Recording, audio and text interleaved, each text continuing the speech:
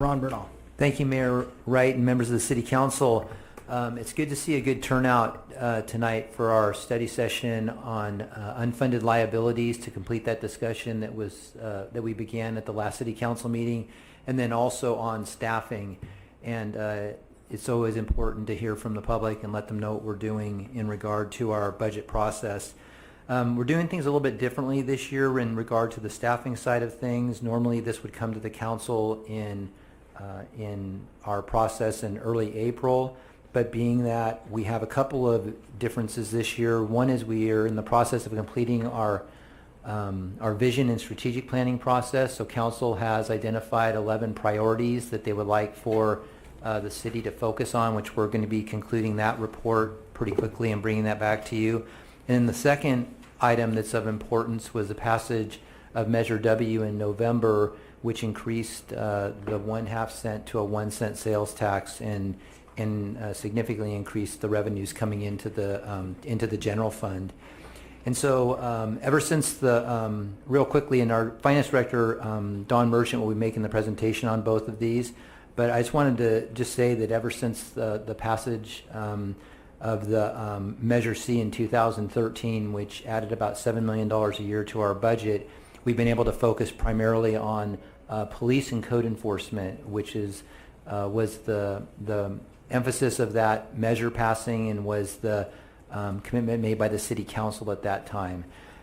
That's been a slow building process for us over the past 5 or 6 years.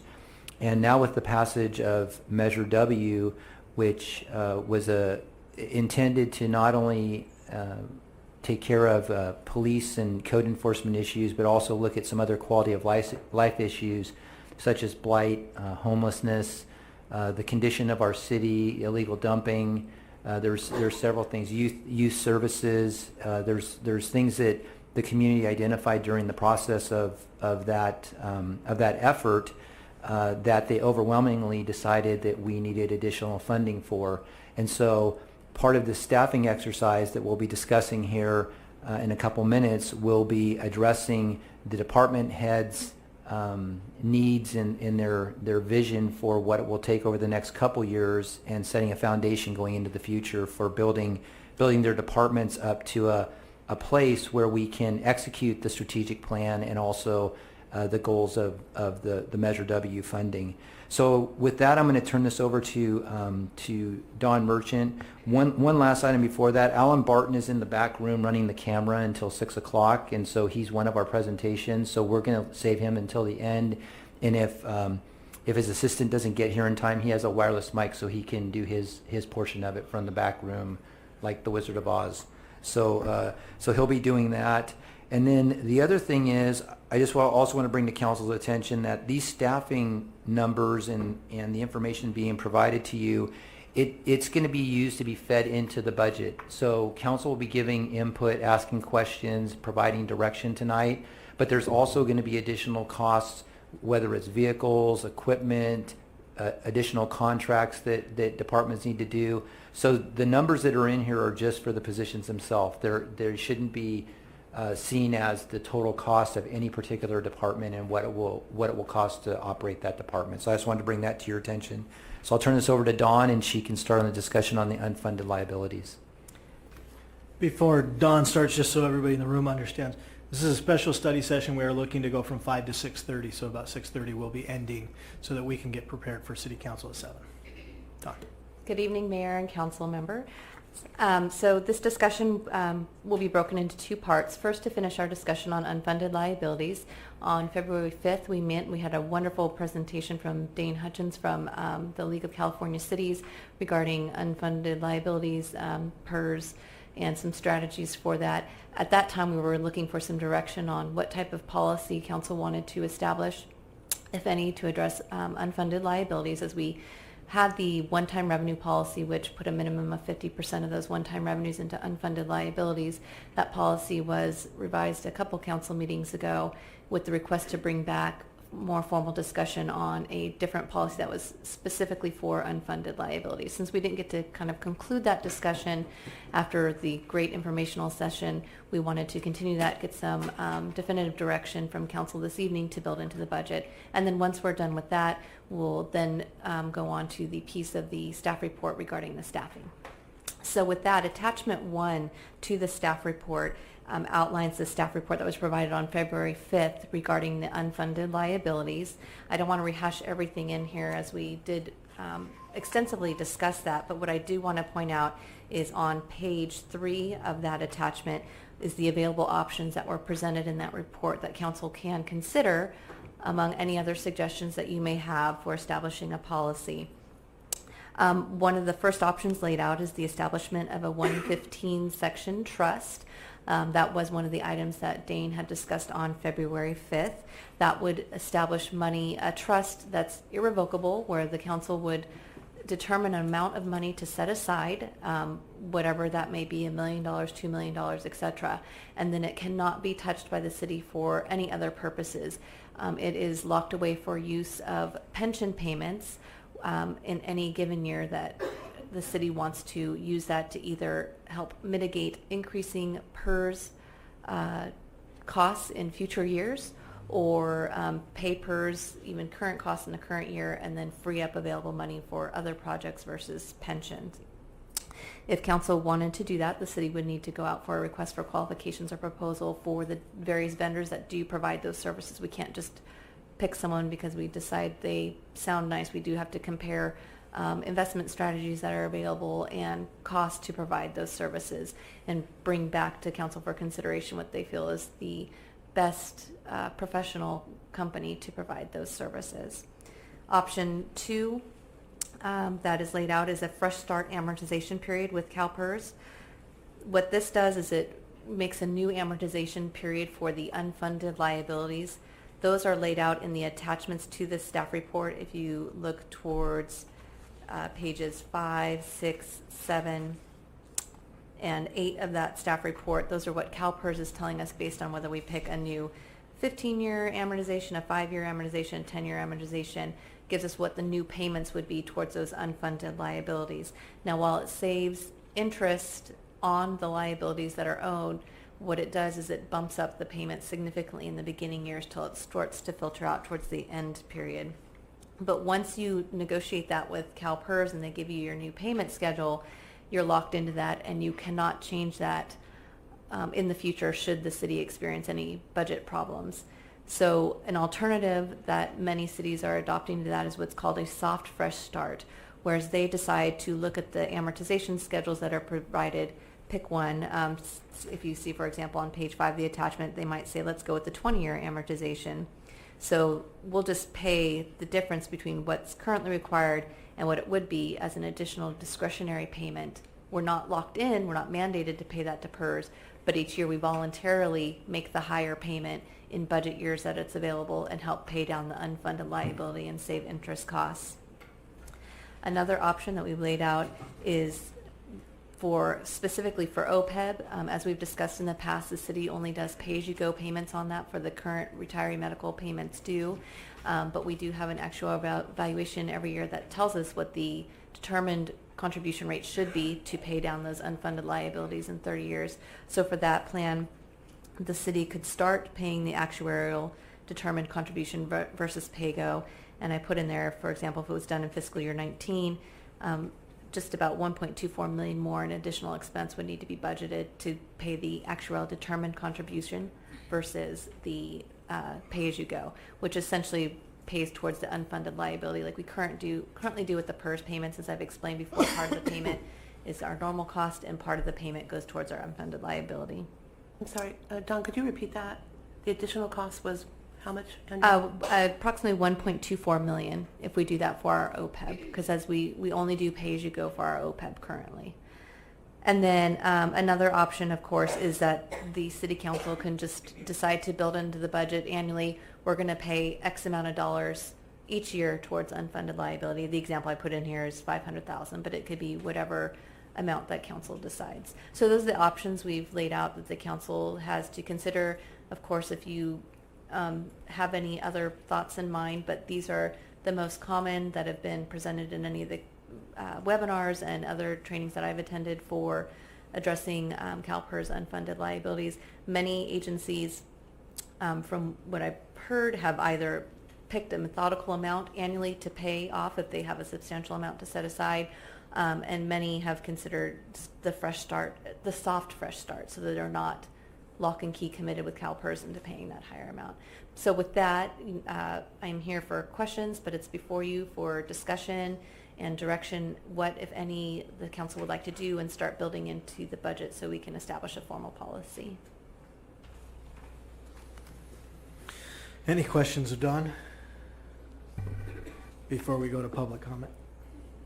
Do we have public comments with regard to the unfunded liabilities?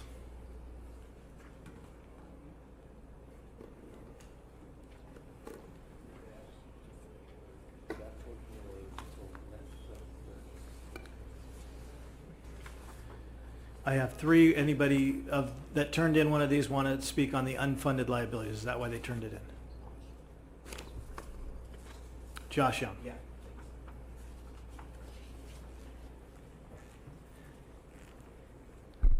City Council, Mayor, it's good to see all of you.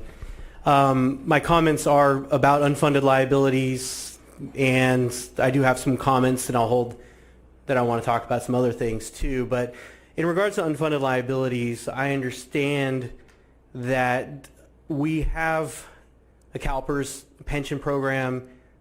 Every city has a payment plan that they have to make. I'm urging you to, when you're looking through the budget process and you're going through and seeing, if you go back and you were to review year over year how much this has increased and how much it's can just be damaging to our city if we're not addressing how to rapidly pay this down. And I believe right now we're in a great advantage by having the revenues coming in from Measure W, some of the measures still around for Measure C. I know they're designated for policing and or other measures that we have like O, which goes for business taxes. We have revenues that are here now. This is a great opportunity to invest in reducing our deficits. I understand that this is a very complicated issue. I know that this is a very long process to go through, but we have to be fiscally responsible on paying this down. The recession, if and when it comes, another recession, if and when it comes, can completely devastate our city all over again.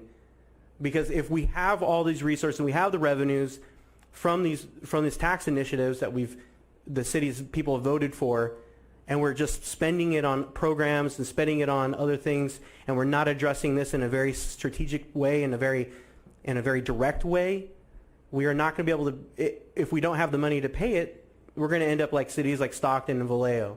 And I don't want us to see us going that direction. So I would urge you to look at going towards a revocable trust situation where you put money aside for the long term. Let's grow that money so we can make those big investments towards paying that down.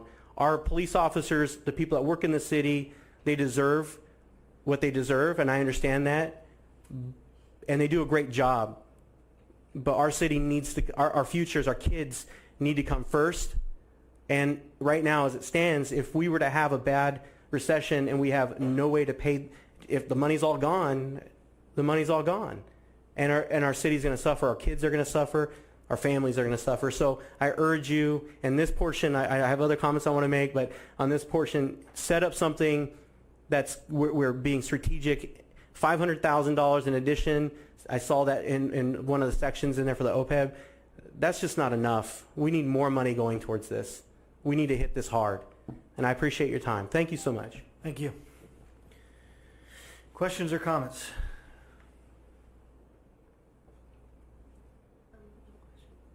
Councilmember Ogurchak. What? I'm sorry, Motts. Mayor Pro Tem Motts. Do you really want me to say something? Dawn, I just had a question in regards to the 115 trust. That can be used, say we were in a situation, we've had a recession, and we could use that fund to make our annual payments, correct? Yes, for the pensions only, right. It just cannot be used for any other city purpose. So we could use it to make those payments if we had Correct. to. Thank you. Councilmember Thorpe. So for the, so we throw out unfunded liabilities, and I think, you know, it somewhat confuses people. We have an amortized payment schedule for everything else but OPEB, correct? Correct. So we really need to focus on just OPEB, not necessarily starting fresh or doing it, just OPEB specifically, and that's $48 million if Correct. It's 48.9 million as of June 48, so we're 30th, at 2018. basically $50 million. So at the last meeting, we decided that we would do away with the small payments, and I guess if we're going to move forward on OPEB, I think we either need to come up with an amortized schedule for that and make a significant payment towards the current debt right now, and then start an amortized payment schedule from there. Right. What I can, just to explain that we do have a Section 115 trust for our OPEB. It's just the money is accumulating in there. We're just a little over $11 million as of now. An amortization schedule, quote unquote, is calculated as part of the actual valuation. That's how they come up with what's called the ADC, or actual determined contribution, because that's what you should pay each year to pay it off after 30 years. It's just that we're not mandated to do that like we are with CalPERS. We suffer some consequences if we don't pay the full amount plus our unfunded liabilities. And so that's why we pay the pay-as-you-go versus paying that full actual determined contribution. So if council decides to do that, that would be, for example, what I gave the $1.24 million in fiscal year 19, and that does methodically start paying down the unfunded liability portion as well. Right. So as I understand, I had a conversation with Ron yesterday on our one-on-one, and kind of the scenario we use, if we looked at just in basic terms, this is not exactly right, but just in basic terms, if we looked at it as a OPEB as a credit card that had a balance that's over its credit card limit, and we make the minimum payment, but the debt continues to grow because of the interest charge. Is that how we should look at OPEB? Right. Okay, so I think what I'm asking you, if council agrees or not, you know, is that we make a significant payment to the OPEB balance, and that we then start an amortized schedule so that we can start paying that down. And I think it should be 50% of the new payment from the amortized schedule should come from the general fund, and 50% should come from all the money that we've saved throughout the years, whether it's our budget stabilization fund or the reserves. That's my recommendation. How much would that, do we know how much that payment would be? The first one, so it's roughly $5 million. About a $5 million payment, is that to get it down to the, I mean, where are we coming, I'm just asking where we're coming up with the $5 million. I just threw that scenario out there so we can discuss. I'm just throwing out $5 million. Oh, okay. I have a question. Councilmember Overchuck, and then we'll go to Councilmember Wilson. Councilmember Wilson. So I'm getting the large payment. I'm understanding that. Would that, in addition to, so my question would be, in addition to, so we have the pay-as-you-go or the amortization schedule, I'm assuming we would pay more on that than what is the minimum balance, because if we pay whatever that minimum is, we're going to end up back, even with the large payment, wouldn't we end up back where we started from if we continue to make that small payment? Well, no matter anything less each year that we pay than the actual determined contribution will contribute to higher interest being accrued on that liability. But wouldn't we want the large payment, which I definitely agree with, but also slightly larger payments than what is required? Either what is required or at least meet the No, required. based on the amortized schedule. But what I'm saying, if we're already paying $1.2 million a year through PayGo as part of the pay-as-you-go process, we're really not paying 50% of what we should be paying, right? Because we should be paying $2.9 million. Right. And so I'm just saying, we're already paying that. It's already part of the general fund. Get the rest of the money from the budget stabilization fund. Councilmember Overchuck. Okay, so number one, I don't remember us ever agreeing on the one-time monies to stop taking that 50%. So I don't think that was voted on, and I don't agree that it was taken away. And that's We did one. vote on that. Okay, I don't remember it, and I don't think staff remembers it. Okay, hold on a minute. So, my thought is, can you, on page, where it says the plans miscellaneous, we have a balance of 59 million, is that correct, that we owe? That's our unfunded liability for miscellaneous? Yes. Okay, and under safety, it's 53 million, correct? Some, Yes. and then some odd change. And OPEB is 48 million. Yes. Okay. In the OPEB, we have a 115 trust set up through through CalPERS, correct? Yes. And it's right now 11.2 million, and it started in 2008 with 7,516,000, correct? Yes. Okay. So my thought is total opposite. I believe that we need to take that 4.4 million that we had in the stabilization fund, it's probably on here, and you can probably correct me on the amount, but we put away 4.4 million in the stabilization fund. I would think that we should take that money out of that stabilization fund, put it into a 115 trust, and you can set out the RFP and RFQs. I've kind of reached out to other cities and to see what they're doing, and Pittsburgh, just for their 18-19 budget, took out $394,215. Their goal is to hit a $500,000 mark so that the earnings outpace their fees. So they've actually done a calculation to figure out how much they need to have in a 115 trust to see if there's a downturn, how they can keep up with the liabilities. Walnut Creek, I believe you announced last time, they opened up a 115 trust.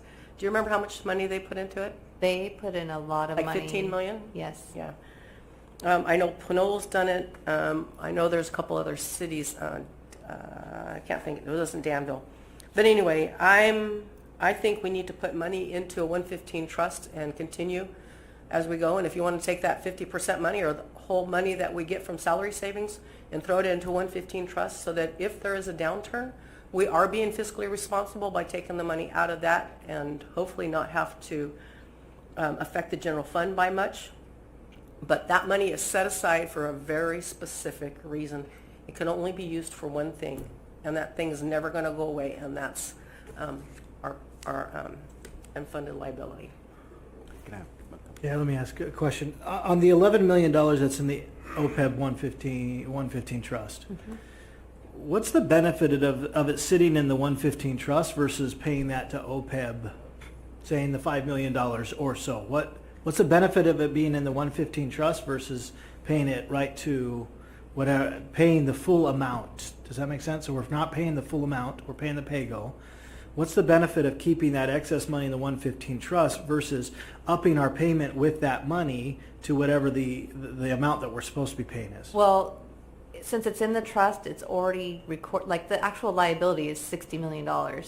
It's being offset by what's in that trust already. And since they already have the money there for it, we can't then take it and pay it, you know what I'm saying? Because it's already, we can't bump up to meet the ADC because it's already in there from. So is the 115 trust usable then to pay off, or does it just offset It would what be, we owe? we could use it to pay the current premiums due. We could not use it to pay our aid. So if in 1 year, instead of, next year, say all the premiums are 1.5 million, we could withdraw it from the trust rather than paying it from our current city funds.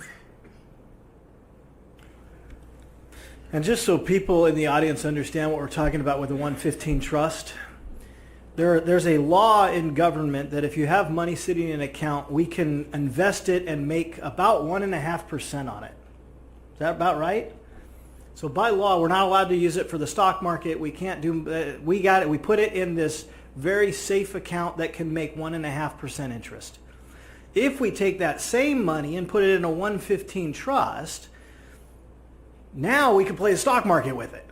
Now, whether you think that's safe or not, that's what's happening. And people are taking money and putting it in the stock market, and that's allowing in mutual funds and other things, instead of a 1.5% increase interest, they're making 6-7%, if not more. But that's the difference between the 115 trust and just holding on to the money. There's a difference in what you can invest that money into. So just so you understand what we're talking about. Councilmember Thorpe. No, and my question is still in line with the mayor's. So the 115 trust, I don't think anyone's opposed or against or anything like that.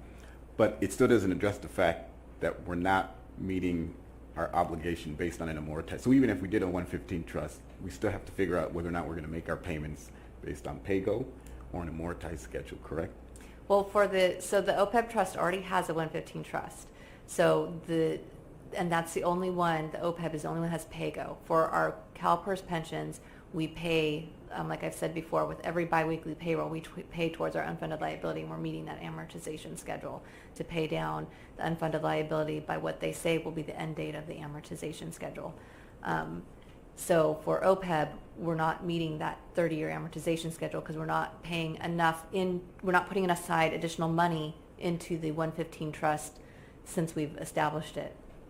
You know, we've put a little bit more in there, but anything that we would pay additional to meet that additional discretionary contribution would go into the 115 trust and then earn interest theoretically each year to build that to offset more of our unfunded liability to meet that hopeful 30-year payoff period. So our OPEB already has a 115 trust. Yes, that was established in 2008. Need to create a new 115 No, trust. it would just be committing to Right. put more money, pay their premiums and then pay the difference in the actual determined contribution and put that into the 115 trust and build that 115 trust balance. And then that would reduce the unfunded liability. So just so I'm clear, because I'm not great with retirement anything, we wouldn't then need to discuss, if we added more money to this 115 trust, we don't need to be concerned with an amortized schedule or meeting what we're supposed to meet on our payments for OPEB. Well, It would still be what- pay-go. It would still be pay. How would it not be pay-go? Well, because if you gave direction to pay the actual determined contribution, the payment would be split up in two pieces. One would be the pay-go and one would be the portion towards unfunded liability. That together would be the actual determined contribution. Very similar to the CalPERS payment, how the payment is split between our normal costs and our unfunded liability. We would then end up doing the same thing for OPEB, where say it ends up being $3 million in 1 year. 1.5 of that is direct for the retiree payments exactly, and then 1.5 of that goes towards the unfunded liability. Together, that's the total required contribution to meet both those obligations, if that makes sense. And then the 1.5 million would be factored at a higher rate because of the interest that's Correct. Okay, so there's predictability in that, assuming all goes well. Is that the 2.9 you were saying? So for this year, that would be 2.9 million? Right. Alternatively, if council did want to just continue to grow that balance in the 115 trust, because 1.2 million additional, it's probably that same amount every year. That's kind of a lot to swallow for the budget. Should council decide once they see all the final numbers, they could pick $1 million a year or some methodical amount to contribute additional into that 115 trust, because anything into that 115 trust directly reduces the unfunded liability balance. With CalPERS pension payments, no matter which company you use for 115 trust, it does not offset your unfunded liability. It does show on your financial statements as being dedicated for your unfunded liabilities, but if our unfunded liability, just throwing out a number, is 100 million and we put 5 million in there, our unfunded liability does not become 95 million. It stays at 100 million, and it shows that we have money set aside to pay future payments. So just hopefully you can understand that. Either way, we're going to have to pay a bigger amount. Right. So, but it's 115 or a new amortized schedule, we're going to be paying 3-point-something million a year, and it's going to come from somewhere. So for OPEB, how long have we been doing the pay-go as opposed to the actual? For as long as I've been here, which has been almost 20 years, we've been doing the pay-go. But the city was meticulously setting aside the money it wasn't in a trust at the time, in a city fund. That's how we got the $7 million to set aside in 2008. At that time, city management at that time knew we knew what was coming with the recession, and we didn't want that money had been meticulously set aside and accounted for in all the actual evaluations as the money for the retirees. So the city made the strategic decision to set that money aside in a trust so that the monies were protected. So if we, right now, we're paying the 1.686, and instead of the 2.297, so our account balance, if you would, is growing by 1.3 million plus interest then over the life of that. Is that correct? I'm sorry. can So you repeat that? OPEB, right now, we're paying 1.6 instead of the 2.9. So that 1.3 differential is growing the account balance, and we're paying interest on that 1.3. Is that, Right, but like what we would be, it would help reduce the interest cost added to the balance.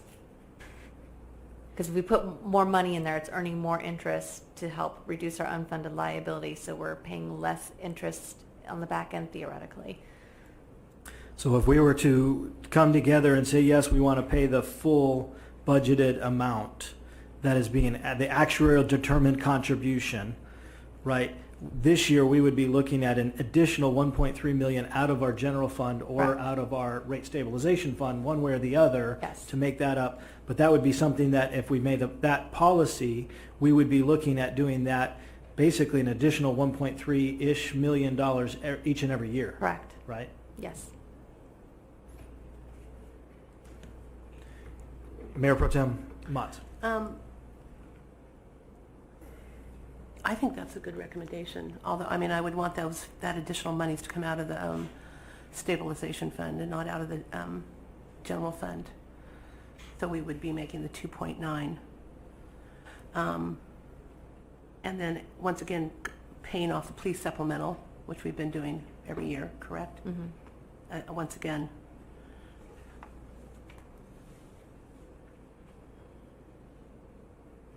So if as that went up each year, I would want the additional amount of that money. My recommendation would be that that additional come out of the stabilization fund.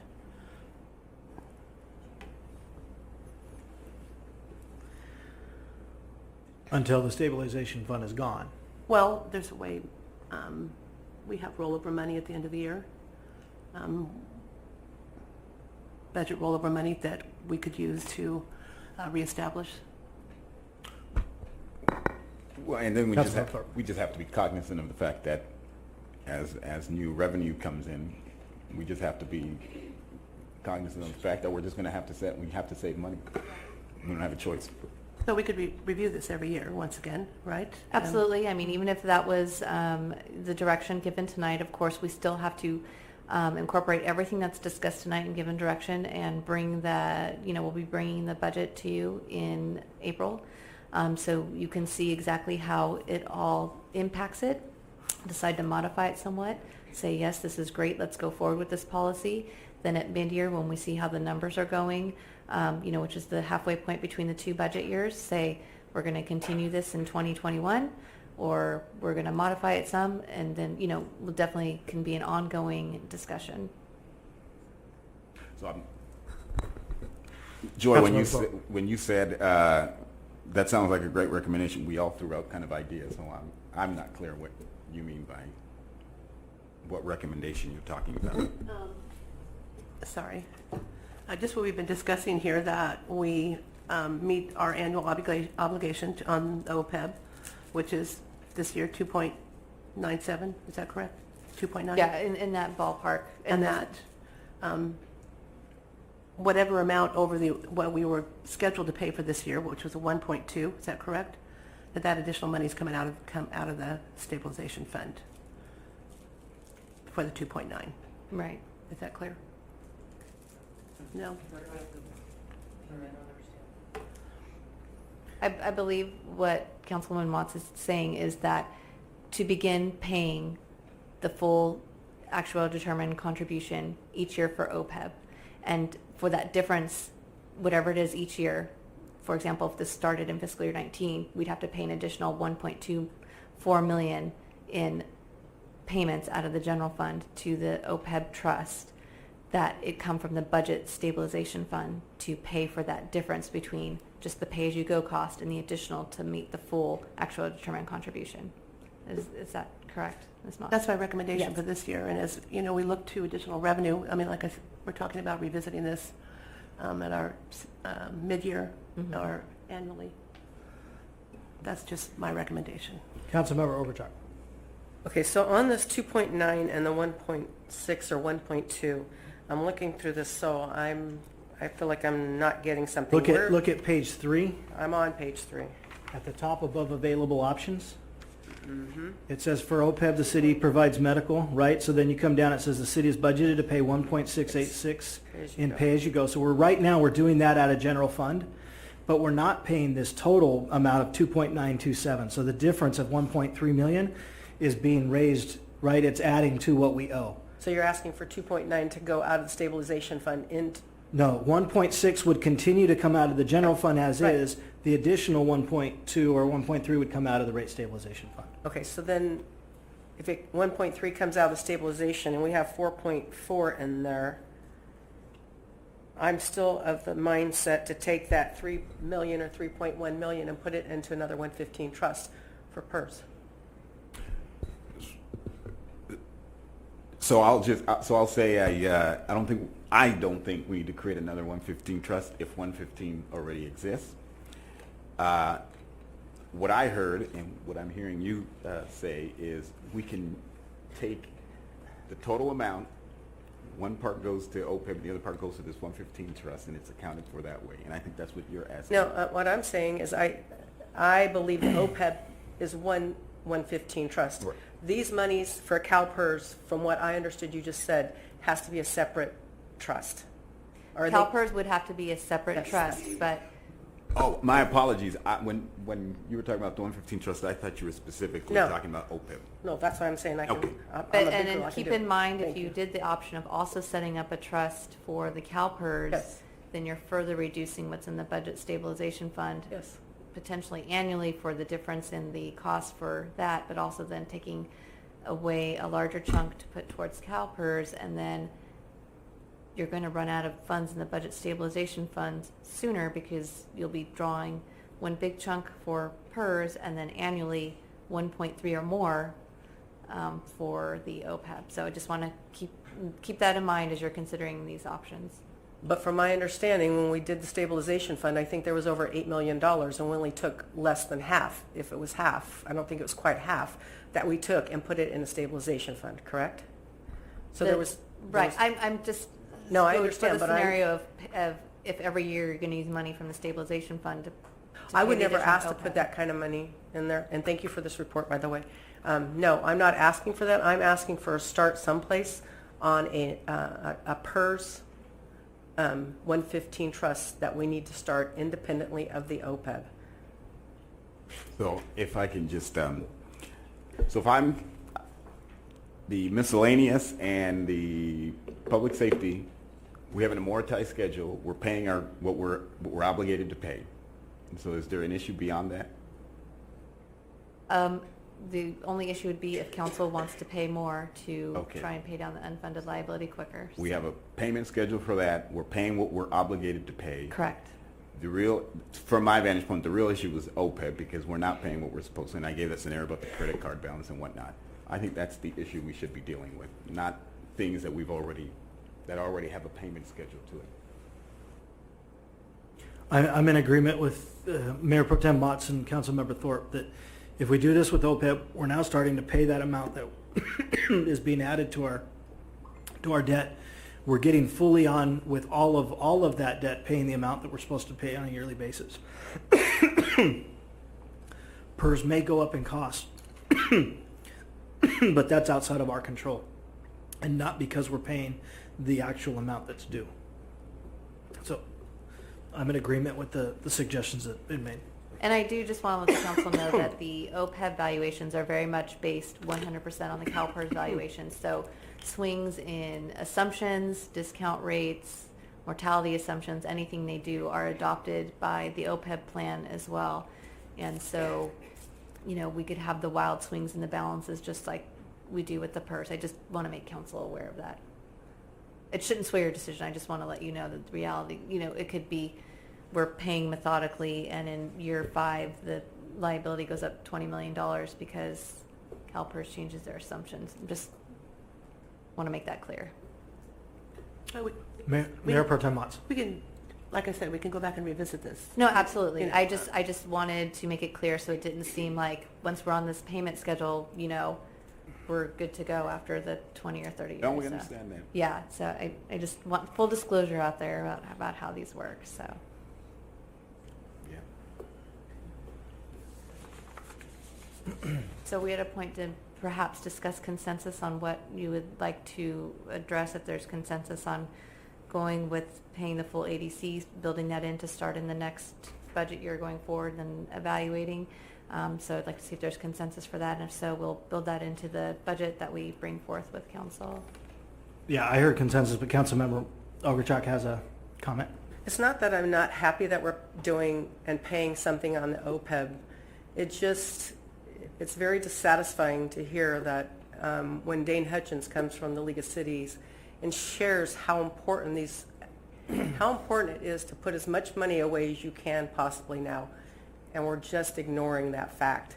I mean, I understand, I appreciate the fact that we're doing it. I'm going to vote for this, but I feel that we can do more, and I feel that we're not being fiscally responsible by not putting more money towards it, and we should be putting more money towards it every single year. That's just my thought. Councilmember Thorpe. Yeah, and just so the public understands, we've been irresponsible when it comes to OPEB. We have not been making our payments the way we should have. We get slammed for this in the newspaper every single year. Every election year, we get slammed by the East Bay Times for not paying OPEB the way we're supposed to. And now for the first time since, Don, how long have you worked here?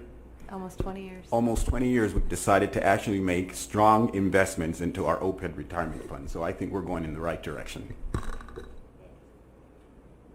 Okay, well, we'll take that direction, and we'll build that into the budget, starting with the next year, to then draw that from the, we'll get what the amount should be for the ADC.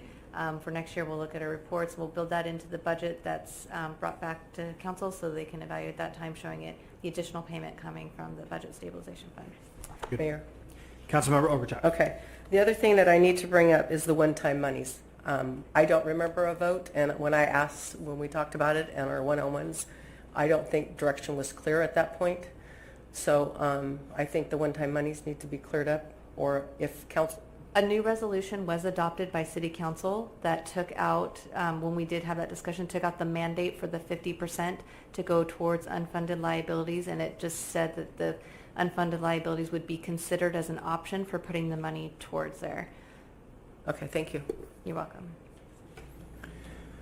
Okay, so with that, we'll move on to the staffing portion of the staff report. And as Ron mentioned, each department will be coming up and sitting with me and discussing their needs for the positions. As Ron did state, each department evaluated what they would need to help create, implement the strategic visions, planning and visions that the City Council has, as also being able to implement other desired things under our new sales tax measure in order to improve the city on all aspects. So what we've outlined are the potential costs for these positions in fiscal year 1920. But as Ron noted, it doesn't include, extra computers we may have to buy, extra vehicles for the extra officers, any extra vehicles for that, ammunition, etc. This is just the base salary and benefit costs of those positions. And in total, in the staff report, you can see on page 9 where I've put a table together. I just want to explain this table really quick before we have each of the departments discuss. And for each of the positions, we've given a range from step A to step E, because a person may not necessarily start at step A. So in the first column is the bottom range of the position, and in the third column is the top range, as if they were brought in at step E. And then the first column is the general fund impact. The second column is when it hits other funds, not the general fund. We have the grand total at the bottom, so you can see the bottom range for 1920 would be $3.8 million. Again, just the salary and benefit cost. But for 1920, if these positions are agreed to by the City Council, the whole $3.8 million would not hit the general fund in the first year, because, as you know, we're not going to hire July 1st. So we would further discuss with the departments when the positions could actually be brought on board. So it may end up only being 6 months budgeted out of this $3.8 million, 7 months budgeted, et cetera, just based on the position and how long it would get to get hired. So with that, I want